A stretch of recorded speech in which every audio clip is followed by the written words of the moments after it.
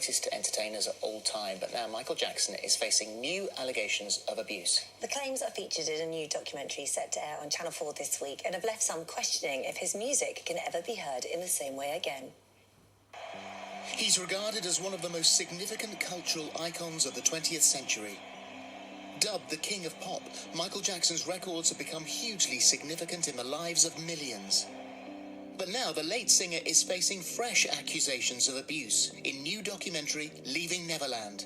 Within that first week, every night that I was with him, there was abuse, while my mother was, next door. We had this mock wedding ceremony. He would reward me with jewelry for doing sexual acts. Michael's family have spoken out in his defense. Leave him alone. Let him rest. Please. But several influential figures have expressed their concern. People can do good things and also be an abuser and a person who does bad things. So can we separate his music from these allegations? And will his legacy ever recover? Well, we're joined now by Michael Jackson fan Danny Oliver, who, like many supporters, has rejected the new allegations. Whereas broadcaster Nick Ferrari, who has seen the documentary, says he'll now never be able to listen to Michael Jackson music again. Good morning to both of you. Nick, we'll come to you in a moment. But Danny, I want to start with you, first of all, because you are a huge Michael Jackson fan, and you met him, didn't you, when you were 14? Yeah, I spent a lot of time with him over a 10-year period, and I first met him at 14. And so what was he like? Well, he was extremely humble, very sweet, very funny, very, very sincere, and just had a very, very gentle, kind energy about him. I spent a lot of time at Neverland. He invited me to Neverland. How old were you when you went to Neverland? 19. 19. And, when you hear these ridiculous claims that Neverland was supposed to be some kind of place to lure people in, it's just outrageous. I've seen it for myself. And, the second time I went, I really broke down and cried because I saw all the beautiful things he was doing for, underprivileged people, children, folks of all ages. And it just really broke my heart that, we live in a world where someone who has nothing but kindness and goodwill to offer can be so deliberately misinterpreted and made out to be a monster. And I thought, this will never get exposed. Can you understand why people might see it as a strange thing to do as a grown man, to invite sort of younger children to come over and stay? Well, he didn't invite anyone ever into his bedroom.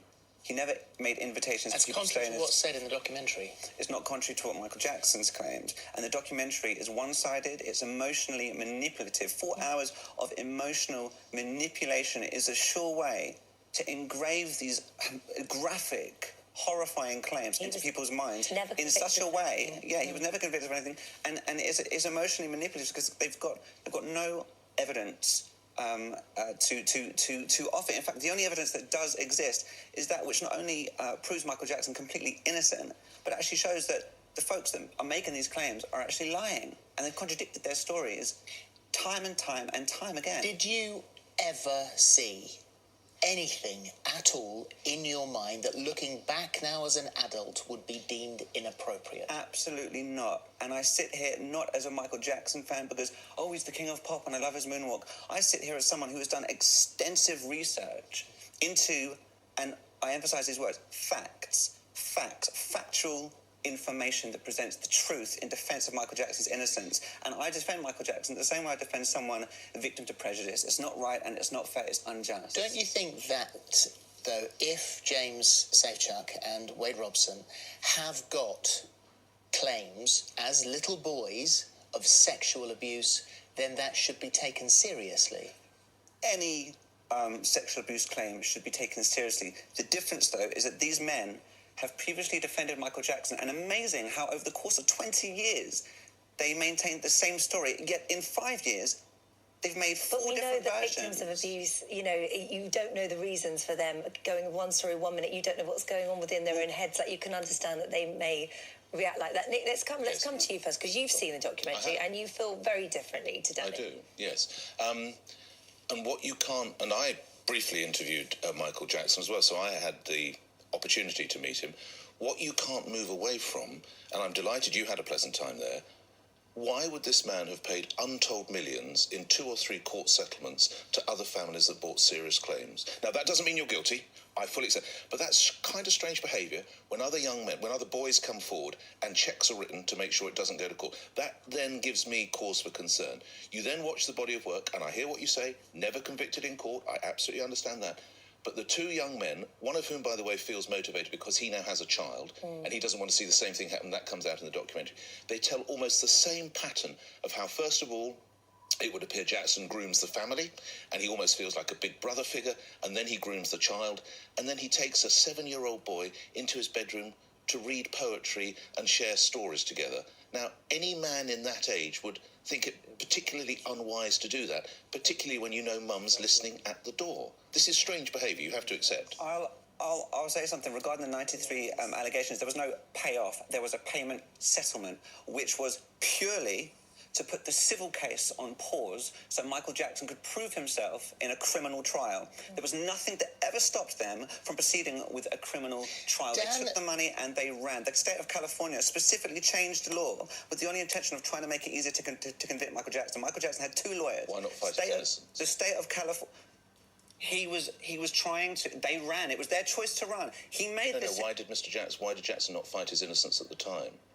Because they wanted to go in a civil trial. He said, but it happened not put the once. Case on hold, put the civil case on hold. Let's do a criminal trial. But my dear chap, it happened not once. It happened on a number. Does that not speak to a pattern of But behaviour? Let me say, anyone who's watching, if you want to know factual information, simply go to mjinnocent.com because there are court transcripts and documents, there is proof, there is evidence. Something that this hit piece provides nothing of. Dan Reed, the director, believes that there are at least a dozen more victims out there. Let me tell you, this whole thing is an open gateway for anyone and their dog to come forward. I could sit here now and tell you guys fabricated claims, and because of the Me Too movement now, which these guys are hijacking and are deliberately taking advantage of and preying on the emotional vulnerabilities of real victims, knowing full well the sensitivity and climate of today, I could tell you stuff that's not true. Okay. But I'm not. It is absolutely crucial that these 2 young men, as they were, middle-aged men now, are able to confront it.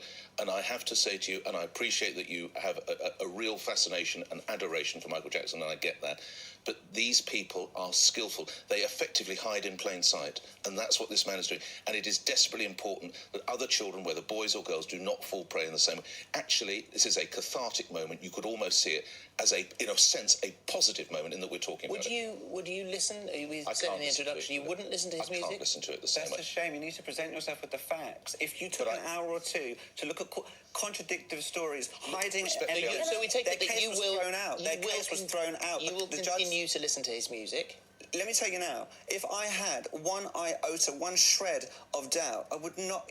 I have children of my own. I would not be sitting here defending a man I thought was guilty. This is an injustice. This is an outrage. This is an insult to legitimate victims. Right, well, despite some calling for a ban on Michael Jackson's music, former Radio 1 DJ Mike Reid says he will continue to play his songs. He joins us now from his radio studio at United DJs. Mike, was there any moment when you, either as a DJ or as a team, thought, actually, we have to have a meeting about this? What do we think?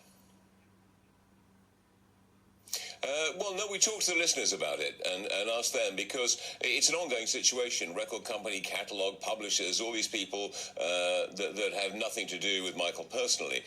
So it affects them. So we asked the listeners about it and they said whatever he's done and he hasn't been charged with anything or convicted of anything, that we still love the music. He sold billions of records and our listeners actually love him and like hearing his music. And I said, would you turn off if you heard the music? And they all said, well, no, we wouldn't. He might have done something bad, but then again, there are a lot of people, as we all know, in music, in film, in literature, who haven't, been particularly clean down the years. Their books are still there, the films are still there. So most of our listeners said, no, we would still like to hear Michael Jackson songs unless something really, really bad comes out, then maybe we wouldn't. And Mike, there are other examples of artists that are still played on the radio that do have convictions. So this wouldn't be the first time this might have happened. No, there are certainly people that have done dastardly deeds throughout history, musical history and otherwise, who are languishing behind bars, whose music is still played. Whether that's right or wrong, I don't know, but it's quite interesting that some people still seem to be icons, still seem to be legends, despite the fact that they've committed quite heinous crimes, and they're still played. I'm not saying whether that's right or wrong, because I don't think it's fair to sit in judgment, because we are not a court of law, and we don't know the ins and outs of it, but their music is played and everyone treats them as icons and legends, and yet other people are absolute pariahs and their music doesn't get played. All right, Mike, thank you very much Thank indeed. you. The Sunday Times reported that Radio 2 had dropped his music from the playlist. Radio 2 have said, we don't ban songs or artists. Michael Jackson, like other artists, could be played on BBC Radio. We consider each piece of music on its merits, and decisions on what we play on different networks are always made with relevant audiences and context in mind. Just finally, is this just trial by media? No, there's too much of a body of work there.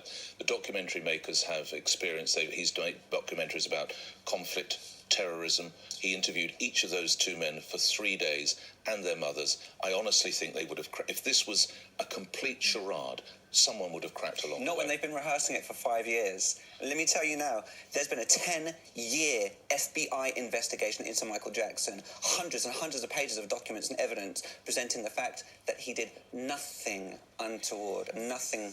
The Jackson estate say the makers of Leaving Neverland breached their agreement not to disparage Michael Jackson by producing unvetted propaganda to exploit an innocent man no longer here to defend himself.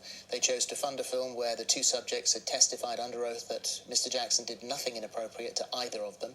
Nearly 4 years after Michael died, they changed their recollections, sued the estate of Michael Jackson, and had all of their lawsuits dismissed. Had they made an objective film, it would have allowed viewers to make up their own mind. Thank you both very much. Thank you. Thank you. And Leaving Neverland is on Channel 4 on Wednesday, tomorrow, and also Thursday at 9 o'clock. Thank you both.